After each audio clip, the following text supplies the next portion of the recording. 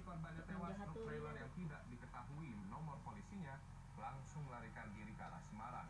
Satyo Dimas melaporkan Satuan Lalu Lintas Polres Kendal masih mengejar pengemudi truk yang melarikan diri.